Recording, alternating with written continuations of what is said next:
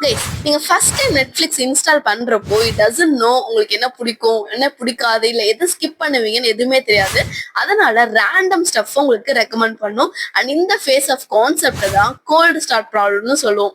அதாவது சிஸ்டம்க்கு யூசரை பத்தின எந்த டேட்டாவும் தெரியாத இருக்கும்ல, ஸோ அந்த ஸ்டேஜ் கோல்டு ஸ்டார்ட். அதாவது என்ன ரெக்கமெண்ட் பண்ணுவோன்னே தெரியல, சும்மா ரேண்டமா ரெக்கமெண்ட் பண்ணும். அண்ட் நீங்க டெய்லி யூஸ் பண்றப்போ நீங்க என்ன மூவிஸ் பாக்குறீங்க, என்ன டைரக்ஷன், ஐ மீன் என்ன ஜான்ரே, இது எல்லாத்தையுமே அது வந்துட்டு அனலைஸ் பண்ணி அதுக்கப்புறம் உங்களுக்கு பிடிச்சதை ரெக்கமெண்ட் பண்ணும். ஓகேவா? அது அப்படியே தூக்கி நம்ம லைஃப்ல அப்ளை பண்ணி பாருங்க. நம்ம எல்லாருக்கும் இது செட் ஆகுமா, அது செட் ஆகுமா, இல்ல எனக்கு இது பிடிக்குமா, அது பிடிக்குமா, நிறைய ஸ்டப்ஸ் வந்து மைண்ட்ல ஓடிட்டு இருக்கும். பட் அது எதுவுமே பண்ணி பார்க்க மாட்டோம். பட் எது உங்களுக்கு செட் ஆகுது செட் ஆகாதுங்கிறத ஜஸ்ட் பண்ணி பாருங்க, ட்ரை பண்ணி பாருங்க. லைக் ஒரு 10 ஐடியாஸ் உங்க மண்டையில இருக்குன்னா அந்த 10மே நீங்க அட்டம் ட்ரை பண்ணி பார்த்தாதான் எது ஒர்க் அவுட் ஆகுது, எது ஒர்க் அவுட் ஆகல, எது உங்களுக்கு வரும் வராதுங்கிறத உங்களால புரிஞ்சுக்க முடியும். அண்ட் உங்களுக்கு நீங்களே இதுதான் நமக்கு செட் ஆகுங்கிறத நீங்க ரெக்கமெண்ட் பண்ண முடியும். ஓகேவா?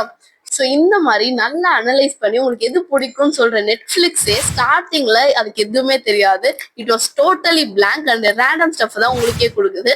ஸோ அதே மாதிரி ஸோ நீங்க ஏதாவது நியூவா ட்ரை பண்றப்பயும் இந்த கோல்டு ஸ்டார்ட் ப்ராப்ளம் இருக்கும். பட் அந்த ப்ராப்ளம் ஸ்டார்ட் ஆனாதான் உங்களுக்கு அந்த ரெக்கமெண்டேஷன் சிஸ்டம் நல்லா ஒர்க் அவுட் ஆகும். அதாவது உங்களுக்கு எது செட் ஆகுதுங்கிறத நீங்க அனலைஸ் பண்ண முடியும். ஓகேவா?